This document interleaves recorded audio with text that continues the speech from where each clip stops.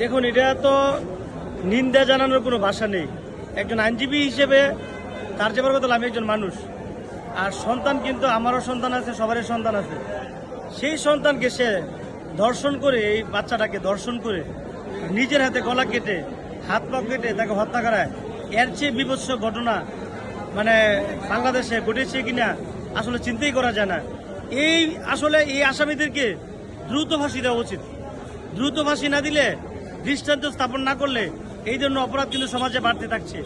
আজকে সমাজে অপরাধ প্রবণতা বাড়ার অন্যতম কারণ হলো বাংলাদেশে দ্রুত বিচার ব্যবস্থাটা দ্রুত না হওয়া। দেখবেন যে এই মামলা চার্জশিট দেবে 5-6 মাস পরে, এই মামলা ট্রায়ালের সাজা হইতে হইতে দেখতে 10 বছর লেগে যায়। তখন একটা পর্যায়ে মানুষ কিন্তু রাগ অভিমান ভুলে যায়। তখন এক পর্যায়ে তখন এসে করে কি এই আসামিগুলো খালাস পেয়ে যায়। এই প্রবণতা থেকে বন্ধ করতে হলে আমাদেরকে এই মামলাগুলো সংশোধন করে দ্রুত এগুলো ইমার্জেন্সি নিয়ে এই মামলাগুলোকে দ্রুত নিষ্পত্তি করতে হবে এবং তাদের সাজা নিশ্চিত করতে হবে। আপনার মিনিমাম এই 15 দিনের মধ্যে বা 1 মাসের মধ্যে তার চার্জশিট দেওয়া উচিত এবং 3 মাসের মধ্যে বিচার কমপ্লিট করা উচিত। তখনই কিন্তু তাকে ফাঁসিতে ঝুলালে, তার ফাঁসি মানে তারা কয়েকবার ফাঁসি দিলেও কিন্তু তার অপরাধ কম হবে না।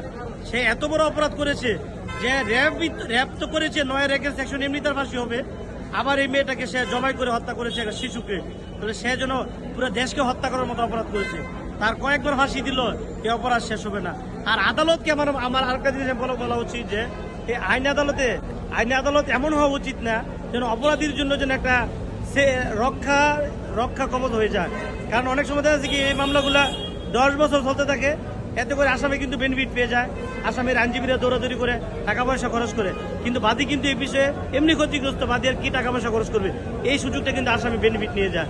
এই জন্য 3 মাসের মধ্যে দৃষ্টান্ত সাজা হয়ে তাকে ফাঁসিতে ঝুলে দেখবেন যে অপরাধ সারা বাংলাদেশ থেকে অপরাধ প্রবণতা কমতে শুরু করবে।